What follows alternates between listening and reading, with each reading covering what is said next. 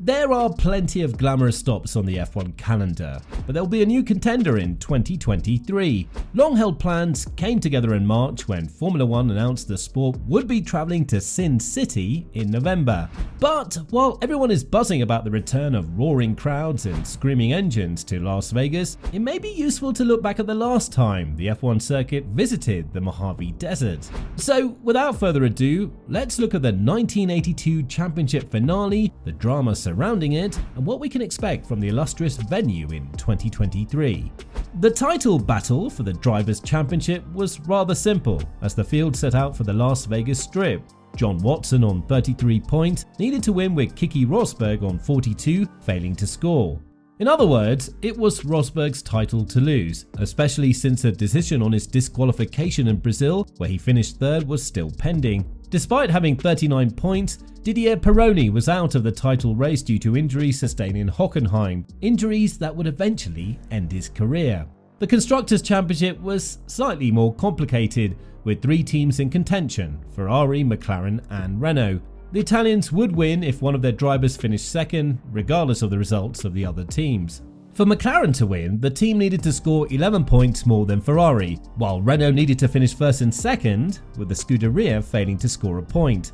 Driver-wise, there were no changes, as Ferrari chose to give Mario Andretti his final outing in the number 28 Ferrari at his home race. The 1983 grid, however, continued to emerge as Jacques Laffite announced his departure for Williams, leaving Talbot Ligier looking for 2 new drivers. Meanwhile, Toleman had continued to develop their new car following Monza, with Derek Warwick hoping to compete more than half a lap in Las Vegas. In practice, turbos continued to dominate the field, with Renault appearing to have the upper hand over Brabham and Ferrari. With 30 cars entered, no cars were eliminated before the race's main qualifying session. Practice translated into a 1-2 for Renault in qualifying, with Alain Prost still frustrated after another retirement in Italy cost him the championship, beating out the departing René Arnoux. They beat the shock performance of Michele Alboreto in the non-turbo Tyrrell, who claimed third ahead of the equally impressive Eddie Cheever in the Ligier. Riccardo Patrese Brabham would earn 5th, while Rosberg ended up 6th, 3 places ahead of title rival Watson. During the post-qualifying break, Patrick Tambay announced his withdrawal from the grid due to a trapped nerve. The Saturday race also saw the retirement of Roberto Guerrero, whose day was cut short by engine failure near the end of qualifying, and the team's inability to get the new unit to start in time for the race. Now, despite these setbacks, the lights were set to go out for the final time in 1982, with the championship still mathematically in play. They called it an attrition race. Few doubted that this would be the most physically demanding race since Rio, and the weather on Saturday morning didn't help. The bright sunshine of the practice days had vanished, but the heat had not. The sky was cloudy and the humidity was oppressive. The weatherman predicted a 30% chance of rain because a cold front was heading one way and a warm front was heading the other. It could just be that they would collide over Las Vegas. The prospect of rain was a daunting one. We knew just how slippery the track could get. On the other hand, cornering forces would be reduced, making it easier for necks. A few drops did fall just before the start, but the darkness eventually passed and the sun emerged. Ferrari's bad day was set to get worse from the start, as Arnoux and Prost took the lead, with Arnoux challenging Prost throughout the first lap before slipping into the lead on the second. Meanwhile, Andretti was engrossed in a dangerous battle with the Williams duo and Riccardo Patrese. Having an even worse start, however, was John Watson, who slipped to 12th on the opening lap. But what followed from Watson could only be described as breathtaking, as the Brit rediscovered the form that had propelled him to the top of the standings in the title race and started to rapidly rise through the field. Meanwhile, Arnoux fell behind Prost and soon retired due to engine failure, while Alboreto and Cheever worked hard to keep Prost in sight. They were, however, suddenly under pressure from Watson's charging McLaren, which had carved its way past Patrese, Andretti, Rosberg, Derek Daly and Nelson Piquet in 3 laps, quickly adding Cheever to that list as Alboreto began a solo charge on Prost. This was Watson at his best, driving with fluency and aggression, and it made Keke think. When John came by me, related the Finn, I knew there was no way I could stay with him, and it was quite clear to me at that stage that he could win the race. If he did that, of course, my points position became crucial. Now I really needed those points to be sure of the title, and for the first time I concentrated my attention on the championship rather than the race. The order remained unchanged until the race entered the final quarter in distance, when Alboreto caught up to Prost's gearbox, ready to strike at any time.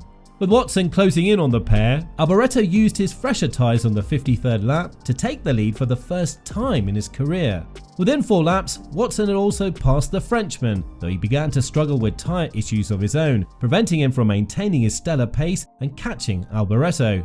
But all his efforts, however impressive, were looking futile, as the retirements of Patrese and Andretti, both of whom had mechanical issues, left Rosberg ambling along in 5th place, cool as you like, with Daly acting as a distant tail gunner for him.